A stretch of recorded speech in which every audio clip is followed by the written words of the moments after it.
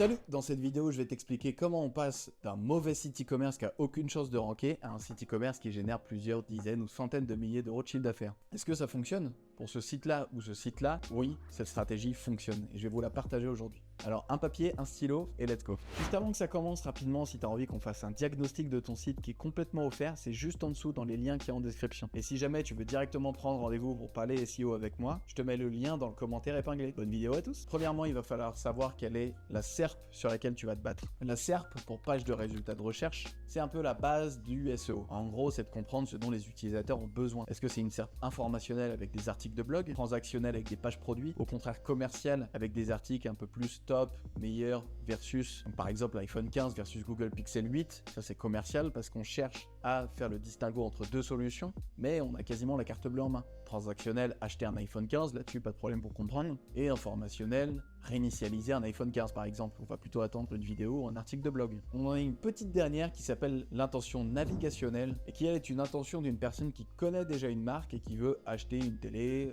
chez Darty par exemple, ou acheter un ordi chez la Fnac. Donc on va taper par exemple ordi pas cher Fnac ou télé Darty pas cher. Donc ça c'est navigationnel, on cherche à aller sur un site directement en tapant le nom de la marque. Mais donc pour savoir ça, il faut bien choisir des mots-clés à la base. Pour ça, j'ai deux outils à te conseiller qui sont vraiment pour moi, qui suffisent largement à faire une stratégie de mots-clés. C'est Keyword Surfer dans un premier temps, qui est parfait parce que dès que tu tapes une requête, il va te donner des requêtes équivalentes. Et il va te donner en plus un taux d'overlap, c'est le nombre de résultats qu'il y a en commun entre la requête que tu as tapée en Google et la requête qui t'est présentée dans la liste juste ici. Et donc c'est hyper intéressant pour savoir sur quel genre de mots-clés tu vas pouvoir prétendre à te positionner. La petite astuce, essaye de voir des mots-clés qui sont entre 100 et 200 de recherche mensuelle, parce qu'en général, ils sont moins concurrentiels. Et si c'est moins concurrentiel, c'est non seulement plus rapide, mais c'est aussi plus facile de se positionner en SEO. Ensuite, tu vas étudier tes concurrents. Alors, les concurrents qui sont sur le même marché que toi, tu vas aller sur leur site et tu vas regarder le genre de produits qu'ils vendent, le genre de contenu qu'ils vont proposer, tu vas regarder un petit peu tout, le parcours utilisateur, tu vas l'analyser un peu sous tous les angles. Normal, c'est ta concurrence, mais il faut pas oublier d'analyser ce qu'ils font aussi en SEO. Est-ce qu'un concurrent fait beaucoup de contenu, fait beaucoup de maillage? Est-ce qu'il y a beaucoup de texte sur les pages catégories ou sur les pages produits par exemple? Est-ce qu'ils utilisent des FAQ pour ajouter du contenu? Est-ce qu'il y a beaucoup d'images, de vidéos? Tout ça, ça va être très important pour savoir comment toi tu vas pouvoir les battre ou au moins les rattraper. Le deuxième outil que je te conseille, ça va être Answer the Public. Ça, c'est plutôt pour l'informationnel. En gros, ils vont donner des questions qui entourent ton produit. Answer the Public, c'est l'outil parfait pour atteindre ce qu'on appelle le Topical Authority. En gros, ton produit, ton marché, tu as une expertise dessus. Le Topical Authority, c'est le fait de montrer à Google cette expertise-là et le fait que tu sois la meilleure réponse possible pour ton marché. Et ça passe évidemment par le fait de traiter ton sujet de toutes les manières possibles. Je parlais tout à l'heure d'articles versus Google Pixel 8 versus iPhone 15, mais c'est pas forcément que le Google Pixel 8, ça peut être le Samsung Galaxy, etc., etc. Il y a aussi toute une partie tuto, par exemple comment installer, désinstaller des applications, comment savoir si vous avez un virus sur votre téléphone, comment faire en sorte de réinitialiser votre téléphone, ce genre de choses. Et donc bien sélectionner des mots-clés, ça passe par là, mais ça passe aussi par le choix de structure que vous allez faire dans votre site web. Vous avez peut-être déjà un site web, vous êtes en train de le construire. Le principal problème en général que vous allez rencontrer, c'est de savoir, est-ce que je fais des catégories, des sous-catégories, des pages produits, etc. Donc on va voir tout ça maintenant. Première chose à savoir, un méga menu est super important en e-commerce. Effectivement, avec plusieurs catégories ou sous-catégories, ça va très vite de perdre ton utilisateur au fur et à mesure des pages et de rallonger inutilement son processus d'achat. Ce qu'il faut donc faire, c'est identifier les produits que tu as envie de vendre, la concurrence sur ces produits, grâce à Keyword Surfer, aller chercher les mots-clés qui conviennent et créer les catégories en fonction pour créer des pages de destination. Par exemple, si tu vends des figurines de One Piece et que je tape figurine One Piece, qui est un mot-clé de toute manière trop concurrentiel pour moi à l'heure actuelle, je vais voir qu'on cherche des figurines de Luffy, le personnage principal, mais également de plein de personnages secondaires. Alors pourquoi créer uniquement une grande catégorie figurine One Piece, alors que je pourrais avoir également plein de sous-catégories en fonction des différents personnages qui ont leur propre contenu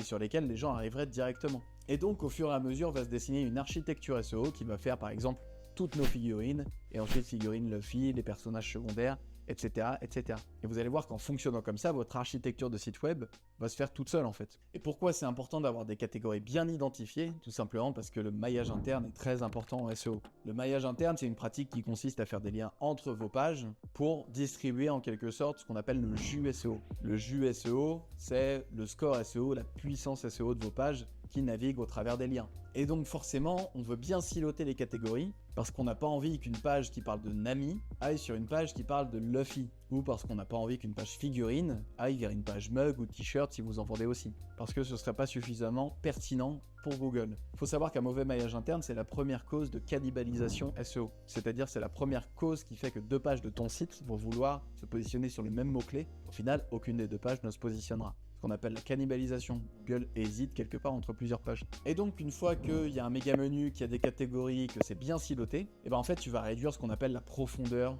du tunnel de conversion. Il y aura moins de clics à faire si tes catégories sont bien précises, plutôt que si tous les produits étaient à peu près au même endroit. Et en plus, ça fait moins de recherche pour ton utilisateur, et ça, il aime bien parce que l'utilisateur est toujours flemmard. Il ne faut pas oublier les optimisations techniques on-page, et ça va être la deuxième phase de votre recherche. Maintenant que vous avez les mots-clés et la structure, il va falloir techniquement réaliser des pages qui sont bonnes. Et ça compte aussi le SEO on-page, et notamment les différentes balises de vos pages. Il y a de vraies corrélations entre web performance et SEO. C'est pas forcément que si vous avez un site rapide, il va forcément monter. Simplement, si Google a le choix sur la première page entre un site qui convertit mais qui est pas rapide et un site qui convertit et qui est rapide, contenu équivalent, backlink équivalent, en fait il va choisir celui qui a les meilleures web performances. Et c'est assez logique parce qu'ils veulent que les utilisateurs restent sur les sites que Google propose. Dans les pires erreurs SEO techniques, il y a le fait de mettre des images qui sont trop grosses sans balise alt dessus. Les images trop lourdes et qui n'ont pas de balise alt, ça fait vraiment que ton site met 5 ans et demi à se charger et que tes utilisateurs partent avant de convertir. Et ça, c'est pas ce qu'on veut. Parce qu'il faut savoir qu'un utilisateur qui ne clique nulle part sur ta page et qui finit par partir, bah, c'est un très mauvais signal pour le SEO et pour Google. Ah, qu'est-ce qu'on attend ? Donc ça déjà, TinyPNG, point final, et on optimise toutes les images. En erreur SEO technique, il y a aussi le fait de ne pas mettre de balise title, de métadescription ou encore de balise H1 sur la page, qui sont 3 balises très importantes, surtout la balise H1, parce qu'elles vont permettre à Google et aux utilisateurs de vite comprendre de quoi s'agit votre page. Et donc c'est aussi une optimisation du taux de clic. Ok, then. Je te mets un article qu'on a fait en description sur le taux de clic et son amélioration, tu vas voir, ça va te bluffer. La plupart du temps, les sites e-commerce sur Shopify, WordPress, WooCommerce, il y a aussi un peu de PrestaShop, un peu de Wix e-commerce, etc. Mais la plupart du temps, ça reste sur ces 3 gros CMS là, PrestaShop, Shopify, WordPress, WooCommerce. Ce qui peut ralentir énormément le site, c'est d'installer trop de plugins et d'applications. Effectivement, les plugins sont hyper utiles pour le parcours de conversion, pour le parcours d'achat, des solutions de paiement, etc. Mais il faut faire attention à ne pas faire de doublons. Donc si tu as déjà un site e-commerce, je te conseille tout simplement d'aller voir si tu n'as pas des applications qui font doublons. Et si tu n'en as pas encore, fais attention à ça et installe le strict minimum. Et techniquement, déjà, si ces 2 points sont bons, t'as pas trop de risque de tomber dans les méandres de Google à cause de tes perfs techniques. Ça fait pas partie non plus du top 3 des critères SEO. Et maintenant, tu vas pouvoir passer à ton optimisation de contenu. L'optimisation de contenu, optimisation sémantique de tes pages, c'est la clé. Si tu regardes n'importe quelle page de n'importe quel e-commerce, les pages catégories, les pages produits, etc., tu vas trouver au moins 700 ou 1000 mots de contenu dessus. Tout simplement parce que Google en a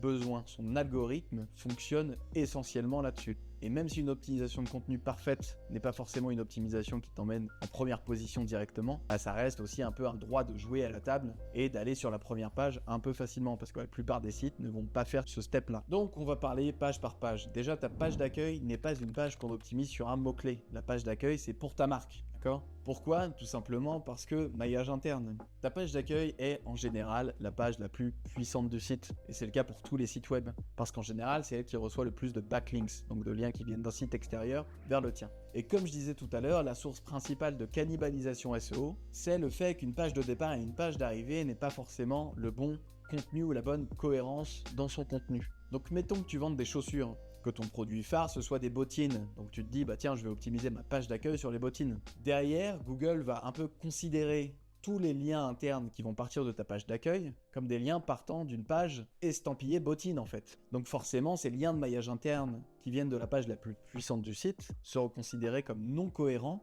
parce qu'elle aura été optimisée pour un mot-clé en particulier. What ?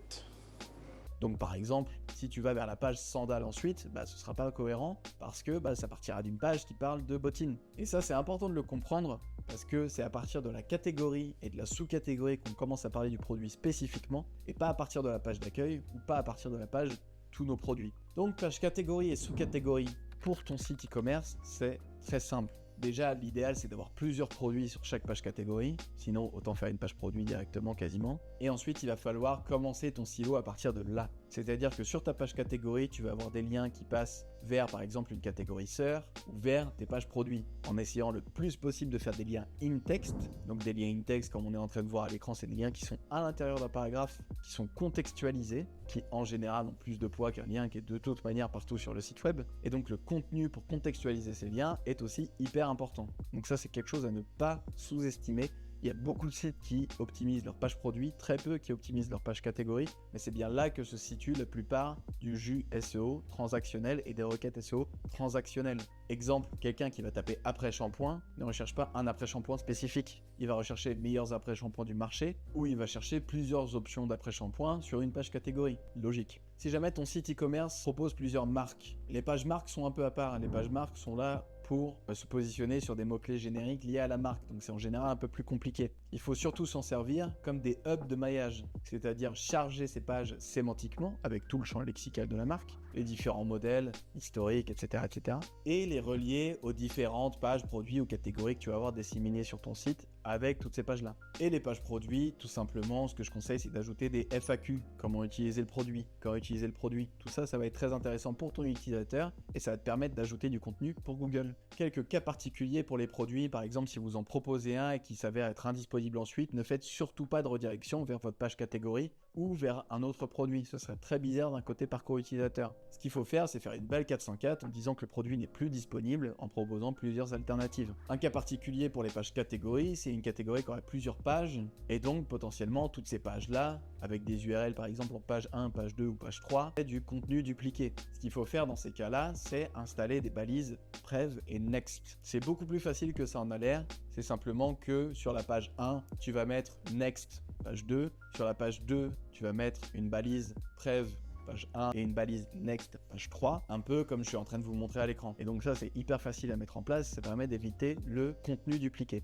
Un dernier petit cas particulier, c'est pour les déclinaisons de produits. Exemple, tu vends des chaussures, t'en as des bleues, t'en as des rouges, t'en as des vertes. Encore une fois, il y a un risque de duplication de contenu. Là-dessus, c'est pas Prev et Next qu'il va falloir utiliser, forcément, c'est plutôt des balises canonical. Donc tu vas prendre par exemple l'URL de ton produit principal et l'URL du produit en bleu ou en rouge ou la déclinaison que tu vas choisir et tu vas mettre à l'intérieur de ta page, à l'intérieur de ton code, qui est une balise canonical qui mène vers ton produit principal, que Google prenne uniquement celui-là en compte et le positionne sur Google. Et enfin, ne pas oublier de mettre une page avis et une page contact. Tu connais le EEAT de Google qui va montrer l'expertise, l'autorité, le fait d'être digne de confiance, etc. Et il y a assez peu d'indicateurs aussi obligatoires qu'une page contact pour ça ou qu'une page avis. Ça prouve que ta marque existe, ça prouve que tu es contactable et ça prouve qu'il y a déjà eu des clients et qu'ils ont été ravis par ton produit. Donc déjà, prends tout ça en compte pour retravailler ton site e-commerce pour faire en sorte que ta structure et tes optimisations soient meilleures. Et moi, je te ferai bientôt une prochaine vidéo pour que tu vois comment on construit des liens et quelles vont être les premières étapes pour ton e-commerce en off-site, c'est-à-dire dans tout ce que tu vas faire en dehors de ton site. Voilà, j'espère que cette vidéo t'aura plu. Si jamais c'est le cas, il va falloir que tu exploses le pouce bleu qui est juste en dessous et que tu t'abonnes parce qu'il y en a beaucoup d'autres qui vont arriver et je suis sûr que ça va te plaire. Sur ce, je te souhaite un bon taf SEO, bon courage et à plus.